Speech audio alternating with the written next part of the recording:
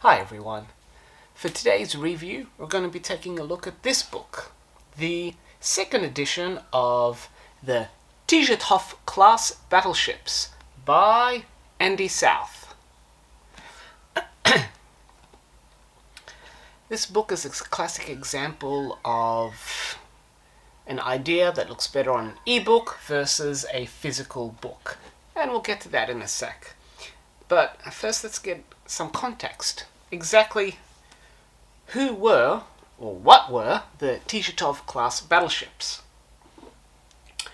For those who may not be aware, this class of battleships was the final class of dreadnoughts that were constructed and put into service by the Austro-Hungarian Empire on the eve of the First World War. All navies, when they want to build a battleship, they have to balance armor, speed, firepower, habitability, and cost. All these factors have to come in, and compromises have to be made so that not only can the ship be an effective tool of war, but it also won't bankrupt the nation that's building it. And so most battleships are a compromise of some degree.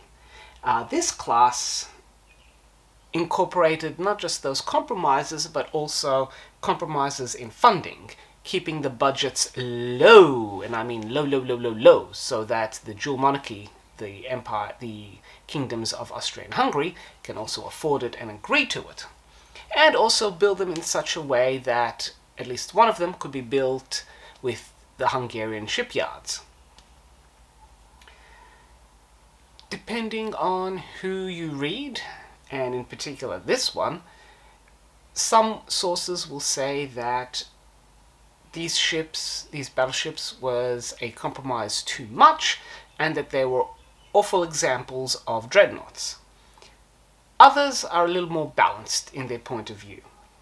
For example, to save weight and maximize firepower, these four battleships had triple turrets put on the center line so that your main battery was compressed together. You could still have a great range of firepower, and you could also afford greater protection because there was a shorter distance to protect. The four battleships, named Tegetthoff after an Austrian admiral, Virtibus Unitas, which was a motto of the Austro-Hungarian Empire, Franz Joseph's motto about unity, Szent István, which translates to Saint Stephen, which was the Hungarian battleship, and Prince Eugene. No, not the World War II German heavy cruiser, the other one. Of those four ships, they would have a largely uneventful war career. Szent István would be dramatically torpedoed and sunk, and the early video footage of that can be found online, and it is certainly a dramatic example of a capsizing battleship.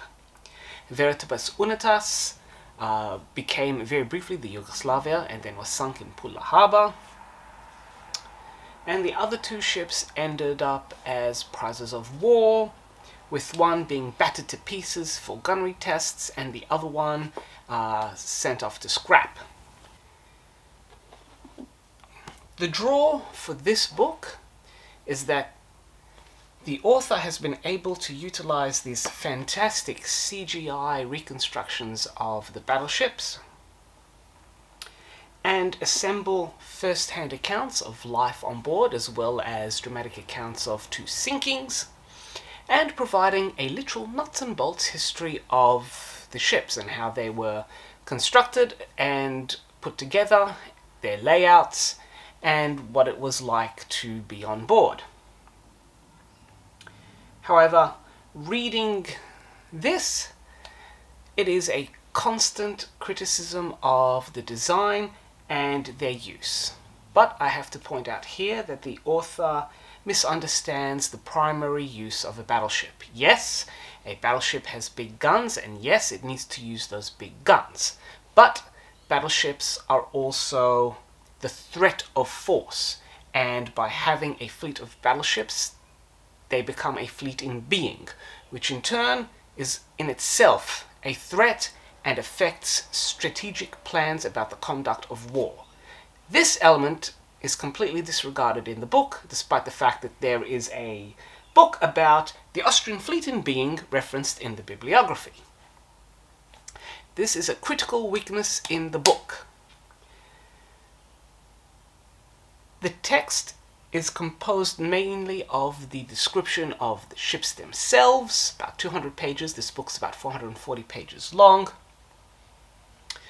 And naturally it follows through chronologically the designs, the strategic context between the naval build-up between both the Italians and the Austro-Hungarians, being that the Tegetthoffs were a reply to the Italian Dante Alighieri class battleship. Well, and finally there is an excellent series of appendices, including links to archival footage, which would be effective in the ebook version. On this they're just basic pictures. And what I found quite interesting was layouts of the other design concepts that came out and that were rejected. This book has the potential to be so much better. The author makes a comment that it has already been read over by 3 different people, and that as the readers we need to forgive basic grammatical errors. And yes, to a degree, you can forgive a misspelt word here or there, but when there are consistent formatting and grammatical errors, you cannot get away with an apology. You have to pay attention to the details, particularly when you're expecting people to take the money that they have earned and spend it on your book.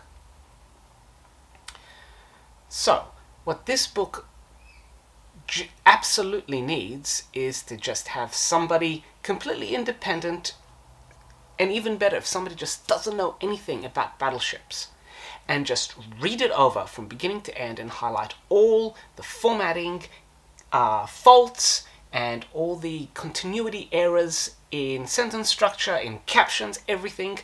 And then once all those have been fixed up, it'll be much better.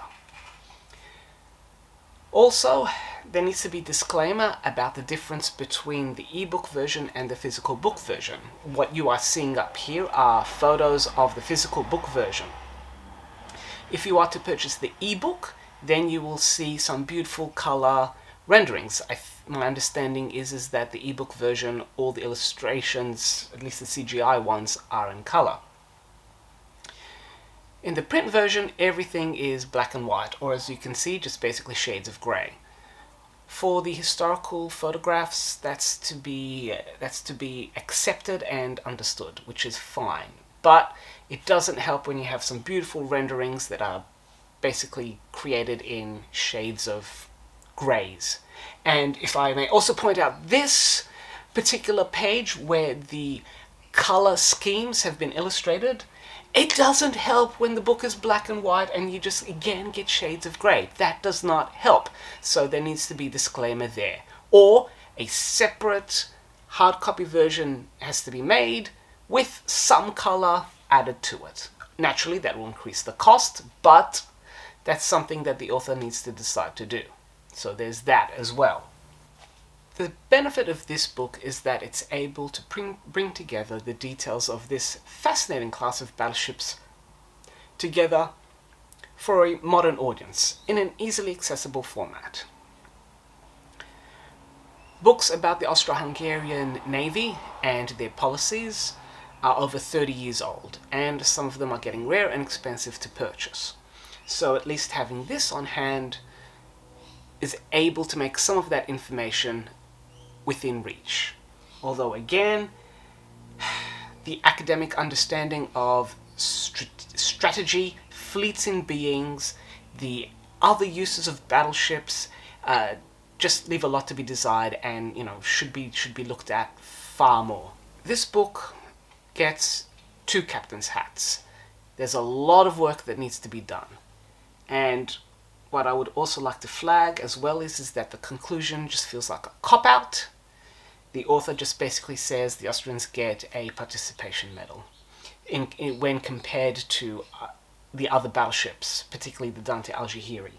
And to that I say more analysis needs to be done, and just as an overall one, may I also recommend, in terms of battleships, I mean, you have this lovely old analysis from Anthony Preston, and you've got this one, Siegfried Bayer, as well.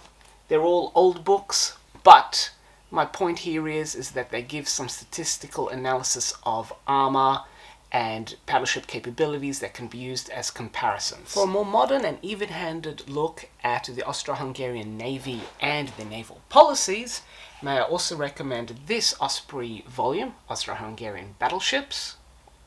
It is a far more even-handed account with some interesting illustrations in vivid color. For those who wish to see the Tegetthoff class battleships in vivid color, may I recommend this volume by Kagura Press. Ignore the SMS, it should be KUK Viribus Unitas. All the illustrations in this book are by Andrew Wilkie, which have also been used in the Tegetthoff class battleship book, but naturally this is all in vivid color. And if you want just diagrams, well then you can also go for Top Drawings, which is, I'm sorry, there, by Frederick Prasky. So there is information there for the Tegetthoffs. They absolutely need a far more academic reappraisal, of which this current book is not. If you want an overview of how they looked, how they ran, and first-hand accounts of what it was like to be on board and surviving the two sinkings, then do check out this book. Otherwise, it's two captain's hats. This book can be better, and authors should strive to do much, much better, especially when they're considering that people like us have limited funds and are choosing to buy their work, their research. So, there you have it. If there are any other battleship books that you would like reviewed, please let me know in the comments below. And until next time, enjoy and happy reading, everyone.